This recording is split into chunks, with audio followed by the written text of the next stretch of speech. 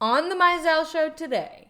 What do we have behind door number 1? A homemade drum set by Alanna.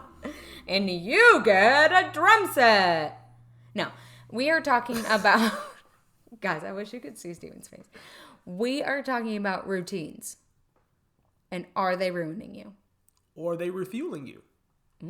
Refuel or ruin? I don't know. It is up to you. Everybody has a routine. Dun, dun, dun. Next on the Mizell Show. Perfect. Welcome to the Mizell Show.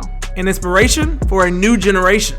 Hi, I'm Alanna Mizell, a loving mother of 2, a devoted wife to Steven, and an entrepreneur helping women realize their dreams and potential. And I'm Steven Mizell, caring father of 2, a devoted husband to Alanna, and a driving force to help young men prepare for life after college football. And if that wasn't enough, we're a biracial couple. She was raised in the North, but I was raised in the South. The only thing normal about our lives, who am I kidding? It's never normal around here. Join us for the Mizell Show. Right now.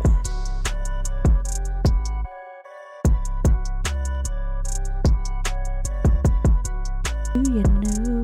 You realize you have the mic all the way in front of you. I was just trying to sing.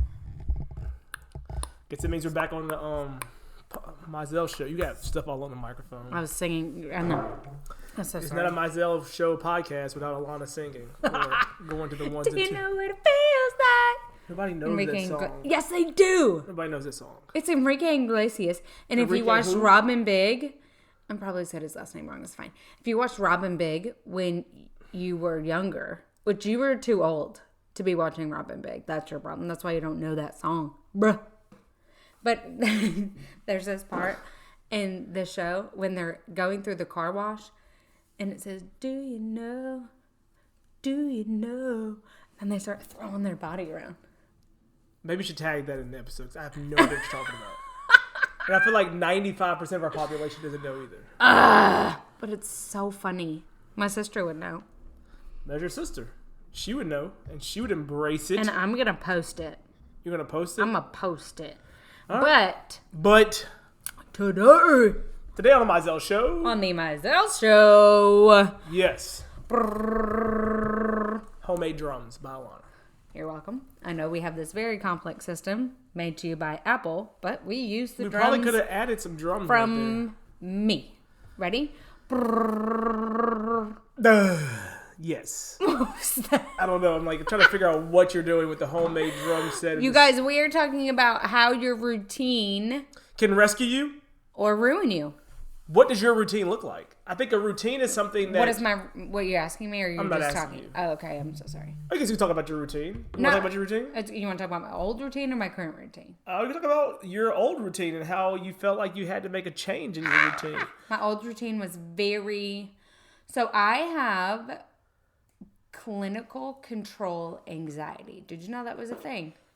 Now that you tell me, no, I knew it was You a thing. knew because you know me. But Yes. most people don't know that is actual... A real thing. a thing Yeah. within anxiety. There's different kinds of anxiety.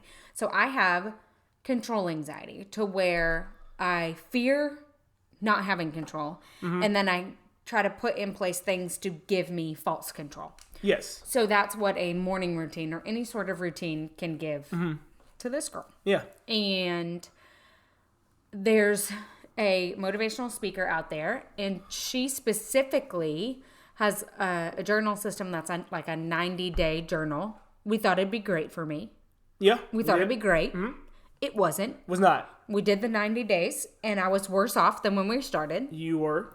And the system can be great. Yes. It can be really great in that it helps you take this big goal that you have and then put it into 90 days and then put it into 3 30-day segments. Yes. Ultimately. So 3 months. What can you achieve in 3 months? Which is a great timeline. Most people can achieve something small Yeah. in 3 months or big. And so just to kind of put into perspective, I started that journal in June of last year. June, Yes. July, August was what it was set up for. I hit my 90-day goal in 60 days. Well, there you go. So that just tells you that's not like a, hey, Alanna, pat on the back. No, it's Good job. It's control that you want to. Excuse me? Yeah. You're crazy. Yeah. At what expense? Mm-hmm. And that's the point of us talking about routines ruining you or they could rescue you, is that they can be there at what expense? And so that's what that 90-day action plan was. It was at what expense? And I had a gratitude practice that I wrote down 10 gratitudes. And then I also had these 10 goals that I wrote down as if I had achieved them, which is a beautiful philosophy, because for you to actually believe that you can achieve them and write them as if you have achieved them is a phenomenal philosophy. Yeah. But to somebody who has control anxiety or is a 1 on the Enneagram or is just a performer or works-based or will do things so that they don't have to feel, a routine like that can ruin you. Yeah. And I think that's very, very true in terms of you're letting something else control you and thinking that it's right for you, and you feel that routine is going to give you something and going to help you accomplish it, but it's actually pulling something away from you. Because when I hear that, I feel like it also goes back to a lot of what we talk about and the way this generation feels, is that it's the checkbox mentality. I'm going to create this routine to say that I'm doing it, and it's going to make me prepare myself to accomplish this goal or to accomplish this task or to get this job or to get this accolade. And so it's almost second nature that we feel if I do the routine, I'm going to get X, Y, Z. Right. Well, that, and you mentioned something about get this accolade, get this goal, get this thing. And it turned into get this thing. Yeah. Without me being attached to why I wanted it. Yes. And because you get so caught up in that routine. I hate to say, and who wanted it. Yeah. So true. So and I hit the goal at the end of July. felt empty. I was like, all right, where's the next one? What's the next one? And that's the thing. So many people constantly keep turning over and over routine after routine after routine because they accomplish that goal in 60 days. Like, okay, what do I do now? Because you're constantly trying to fill something that's not there. And I think working out is a deadly routine for some people. What else is a routine that people... Eating healthy is a deadly routine. Work is a deadly routine. Even unhealthy vacations. Anything can become a deadly routine. Meal prepping can become a deadly routine. Doing your laundry only on Tuesdays between 10 and 2 is a deadly routine. Yeah. Anything that you're putting a strict time set table to can become a deadly routine if you use it almost as if the outlet for you to feel or the outlet for you to not feel. Yeah. Outlet for you to not feel. Right. Or to give you this self-gratification that hey, I did this for the day, so my day is accomplished, you know? Right. And there's a difference between saying I've got tasks on my list for today. No. And feeling as though, for me, that old routine was what had to be accomplished and completed to perfection before I could go to the gym. And then when I got to the gym... But walk through if you didn't do that routine. Like if... Oh, I would lose it. If somebody woke up or you weren't able to... That is a non-negotiable. Yeah. And to the point of anxiety. Okay, so it was actually just masking my anxiety. And like, if I don't do this, then I'm going to have a panic attack. Because you need to do that. I need to do that. It was almost like it was an addiction. Ooh. Of forms. And so... Is your routine an addiction? Because I feel the same way sometimes. And I think some of our listeners... And here's the question I pose to you. If you don't do the routine, what feeling does it give you? Right. Because I have a feeling sometimes where my routine or routine that I like to do that I'm currently now reevaluating, I like to get up every morning and read my daily scripture. Mm-hmm. And like, that's the first thing I want to do. And is it because it's the first thing I need to do or the first thing I want to do? Why am I doing it? Because it's easy to do a routine, quote unquote, during the week. Well, you have to be at work at a certain time. But on the weekends, if Briggs or Adele wakes up and I have to go get to them, I then feel a little anxiousness, like I haven't read my Bible yet. I haven't done it. Right. Oh, but guess what? It's 24 hours in a day, Steven. You can go out on the front porch and have just as much quiet time. Right. and still be as helpful? Or is it that you feel like your day is not going to start off right because I didn't read the Bible? And then that's the thing is like, are you doing it for what value that scripture's bringing you? Or are you doing it because it's because I got to get it done. Got to get done. What is it called that athletes do before a game to make sure they don't like jinx themselves? It's a... Oh my god! You know what I'm talking about, right? Like you wear the special pair of socks, or you have to jump 3 times before you put your helmet on. Is it superstitious? Yes. Yeah. Yeah. That's what I'm saying. Yeah. For the rest of your day, but also, so I said an addiction because it's also you get a hit of euphoria when you've done it. Yes. And there's a difference between euphoria and getting a hit and feeling peace when you've completed it. It's a huge difference. Massive difference. Yeah. And so we've also noticed that in our workout routines, it was just getting a hit. It was getting a hit. And there wasn't euphoria. There wasn't a sense of peace. It was that euphoria. And then, okay, now what? Now what? Yeah. Which is not, when you're doing things that you are trying to fuel your mind, your body, and your soul, when you complete them, the goal is to feel a sense of peace. Yeah. So there are so many people that are like, oh, let's hop on the Peloton train. Oh, let's hop on the Orange Theory train. I'm sure that they are great. Let me see with the treadmill. That was Okay. Tragic. No. Irrelevant. Yeah. So that's not what I'm saying. But there's so many different trends, and there are people that genuinely feel peace and find value in them and find mental health in them. But there are just as many people that are using it as an addiction to solve a problem that they actually need to feel through, or there's a better resource for them out there that they've heard that so-and-so is doing it. So I got to do it too. Yeah. Yeah, and I think it goes back to what the great author and speaker John Maxwell said this once. John C. Maxwell has a beautiful voice. I love him. He said everything automatic is downhill. Because I feel like he says it because you train your mind so much to do it, it's not giving you the challenge of getting better. You just are doing it and going through the motions. So how many of us are going through these routines that are not getting us better? Just like you said, you're just checking a box. Here's an example. How about when you brush your teeth every night and every morning, right? Yeah. And you just do it. Yeah. You do it automatically. Actually, just went to the dentist last week, and she was like, well, the main part of your teeth look great. But I've been so automatic with my mechanical electric toothbrush that I missed going at an angle underneath my bottom lip so that I could get under my bottom teeth.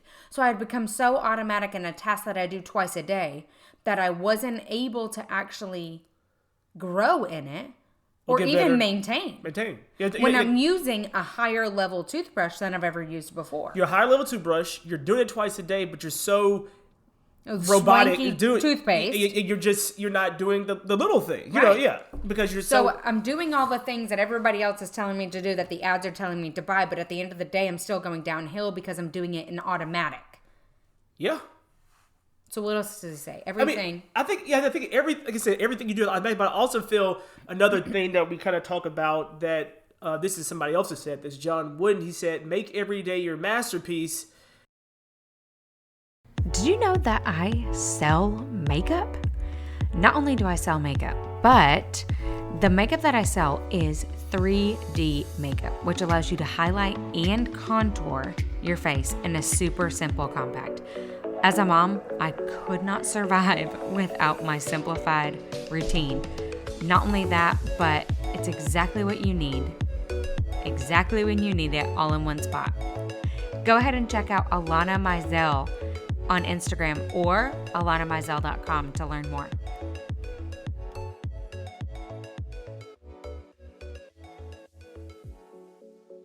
But how can your everyday routine, how can your routine is also put away from the masterpiece? So when you think about a beautiful artist, you know, they're trying to create the masterpiece.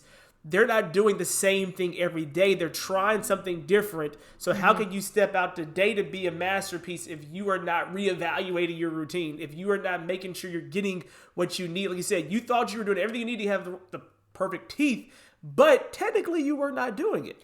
Right. And I think it's also important to look at that a little bit deeper, in that to assume that every day you're trying to make it your masterpiece, and yet you try to do the same thing every day, Yes, queen. makes it so that you're not a human. Yeah. Every day is going to need something different. You're Yeah. not going to wake up every single day. The sun's going to be out and it's going to be 75 and sunny with your toes in the sand. No. Although that would be seriously fantastic. Oh, yeah. But every day is going to be different. So if your morning routine is so rigid that it has to be the exact same every day, then that removes the humanity and the beauty that has been given to us. Yeah. And you have to gain and embrace the flexibility of that routine. And like you said, the thing that you struggled with was if you didn't do this routine, you felt like your whole day was shot. The same thing with me. Like if I wasn't reading my daily devotional as soon as I get up and I had to read it at 12 o'clock now, I should still be getting filled by Christ. I should still be, it still should remain the same. Wait, the words are not changing because of the day and time that you were able to articulate them. Exactly. Right. And so, I mean, And it's a level of shame that's associated with not doing your morning routine. When you start to feel like I should have done, or I can't believe I didn't, or you messed up my morning routine because you woke up early. Ugh, why are you up right now? I'm doing this and blah, blah, blah, blah, blah. There was actually a time when I was doing my old morning routine that I flipped down on Steven and I said, I just need space by myself so I can complete my morning routine in quiet. You did say that.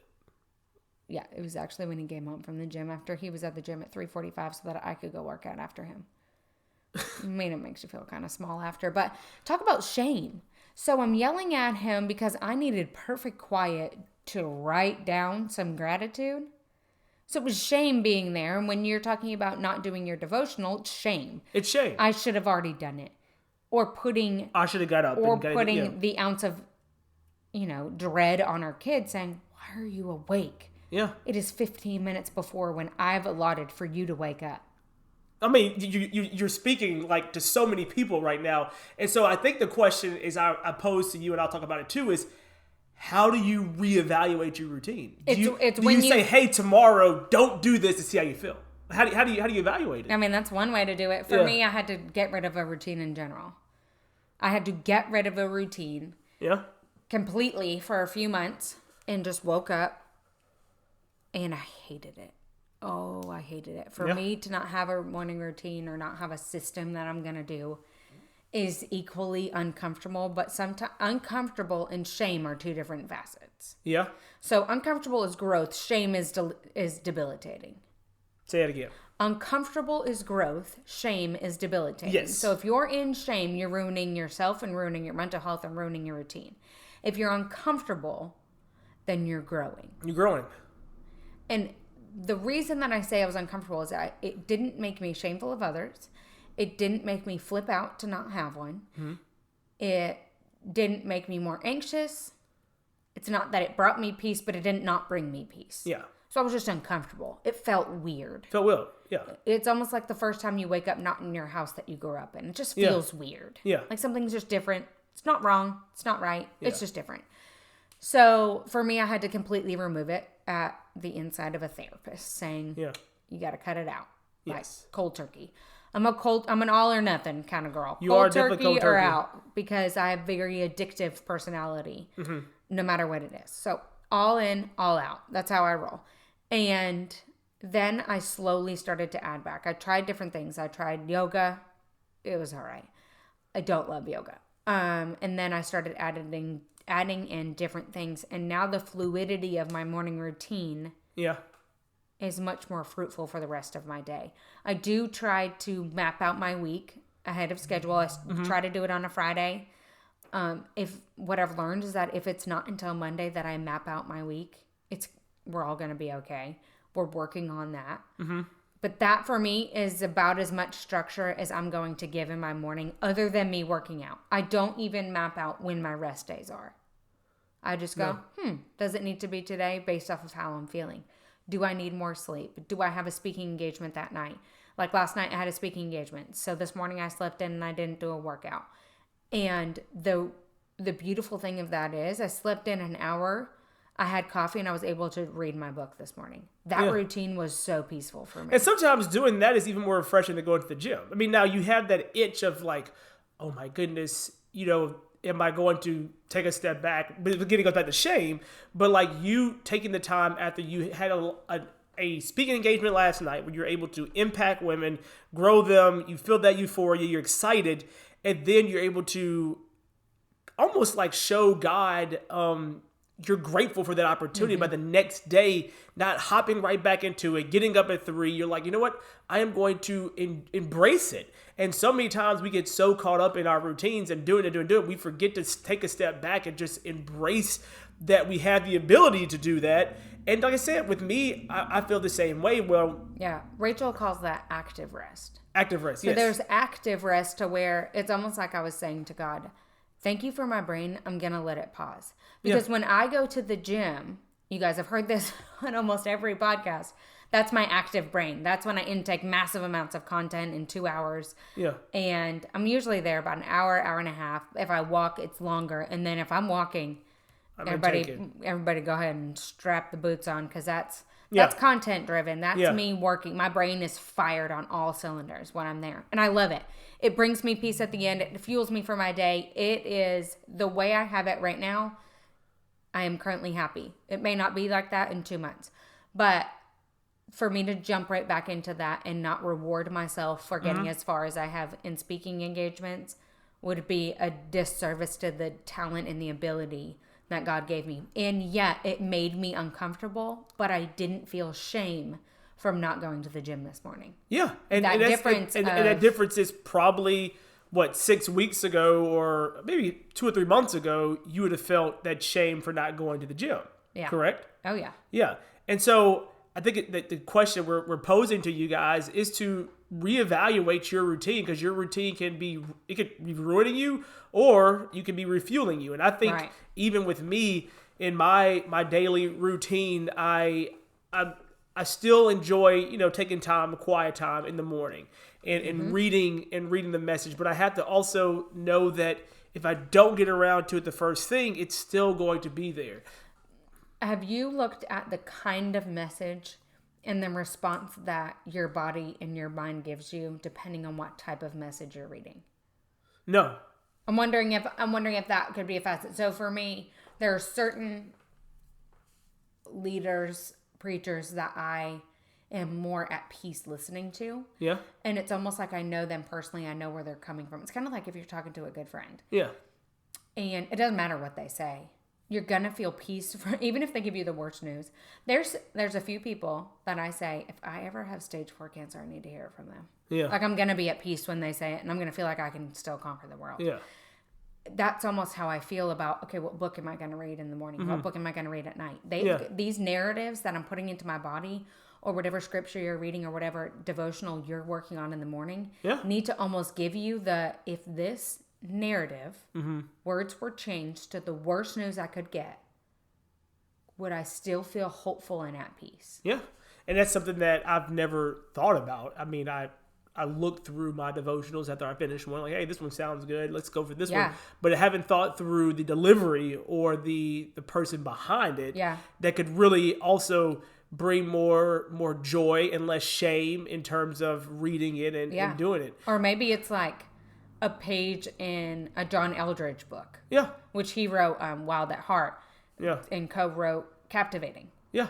No, yeah, that could be something. Maybe that. Like, you guys, what we're saying, and as I'm talking to Steven about this, we actually didn't talk about this exact thing before we hopped on here, but there are different ways to still do exactly what you're doing if you like the structure of having a morning devotional. Yeah.